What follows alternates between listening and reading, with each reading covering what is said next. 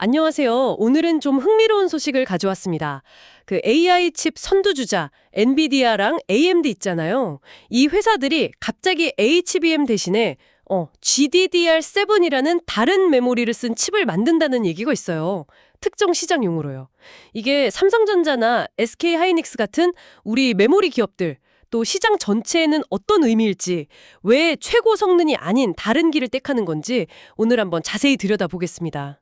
아니 근데 보통 AI 칩 하면 최고 성능 HBM 이걸 딱 떠올리는데 왜 갑자기 GDDR7일까요? 뭔가 좀 다른 이유가 있는 것 같죠? 네, 맞습니다.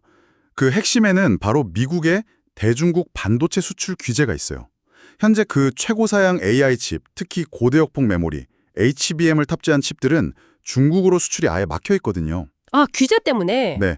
그런데 GDDR7은 원래 주로 고성능 그래픽카드에 쓰이는 메모리인데 이게 HBM보다는 대역폭 성능이 좀 낮아요. 바로 그 점, 성능이 약간 낮다는 점 때문에 규제의 그 문턱을 넘을 수도 있겠다. 이런 가능성이 열리는 겁니다. 성능이 낮은 게 오히려 기회가 된다니 아이러니하네요. 그렇죠. 수치를 직접 비교해보면 그 차이가 확 느껴지실 텐데요. 이번에 새로 개발 중이라는 중국 시장용 칩 있잖아요.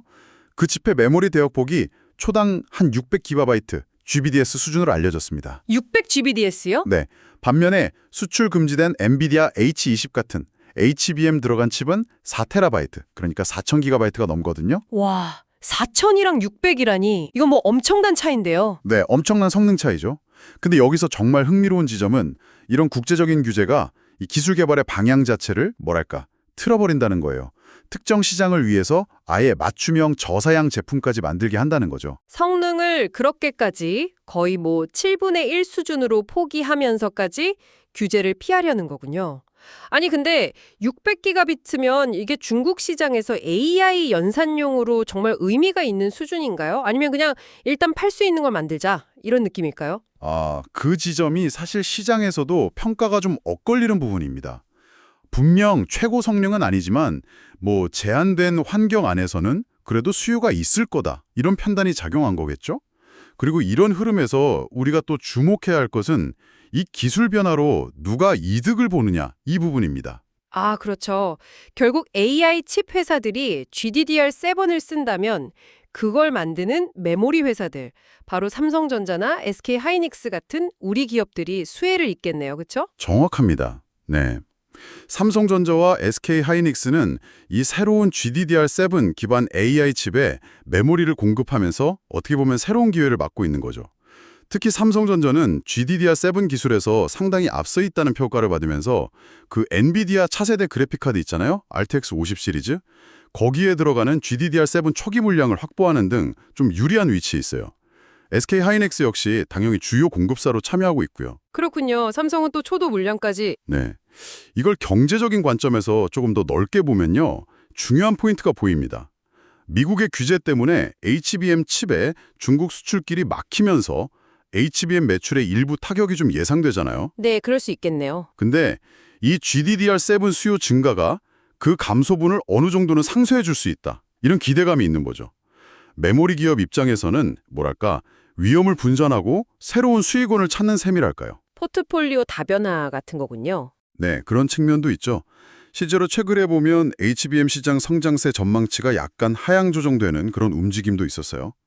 물론 여기에는 차세대 HBM3 수요라던가 재고 문제 같은 다른 요인들도 있지만 중국 수출 규제 역시 무시할 수 없는 변수로 작용하고 있는 거죠.